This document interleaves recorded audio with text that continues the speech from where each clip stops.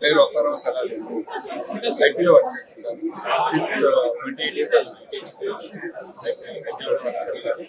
But I'm very interested in agriculture. So agriculture చేయాలని నాకు ఒక ఆశ. కాకపోతే ఇప్పుడున్న సిస్టమ్ చూసేసరికి చాలా భయం వేస్తుంటుంది.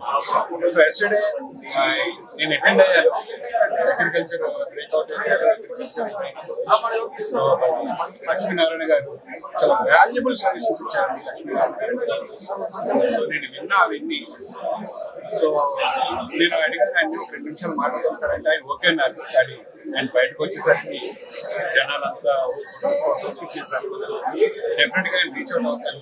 ఎందుకంటే ఆమె నాట్ ఓన్లీ ఐటీ నా ప్రొఫెషనల్ కాకుండా నాకు టైం దొరికినప్పుడు ఆమె జన సైనిక since 2014 I use to give even debates కూడా వెళ్తుంటాను టీవీస్ లో జనసేన సపోర్ట్గా.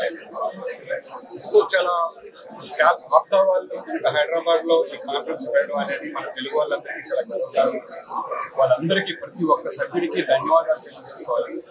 ఎందుకంటే దీన్ని ఏదైతే నేను నిన్న ఆ కాన్ఫరెన్స్ లో అటెండ్ అయ్యాను, జేడీ గారు చాలా వాల్యుబుల్ సజెషన్ ఇచ్చారు అగ్రికల్చర్ గురించి. It's very grateful to him. ఇంకా మిగతా సభ్యులు కూడా చాలా మంచి సజెషన్స్ ఇచ్చారు. ఆర్గానిక్ వ్యవసాయం, ఆర్గానిక్ సంబంధించిన ప్రకృతి వ్యవసాయమే కాకుండా ఇప్పుడు మన భారతదేశంలో ఎలా ఉందండి, రైతుల పరిస్థితి ఎలా ఉంది? అందరూ చిన్నకారు, అందరూ 1 ఎకరా 2 ఎకరా 5 ఎకరాల లోపల వాళ్ళే ఎక్కువ ఉన్నారు. సో ఇప్పుడు వాళ్ళ గురించి మనం ఏదైనా చేయగలిగితేనే, గవర్నమెంట్ కానివ్వండి, ఏదైనా ఆర్గనైజేషన్ కానివ్వండి, వాళ్ళకి సపోర్ట్ ఇస్తేనే మన వ్యవసాయం రేపటి రోజున మనం బాగుపడాలండి. వ్యవసాయం లేకపోతే ఫ్యూచర్ లో చాలా కష్టం. మనం డబ్బులు లేకుండా తిండి లేకుండా ఉండలేము.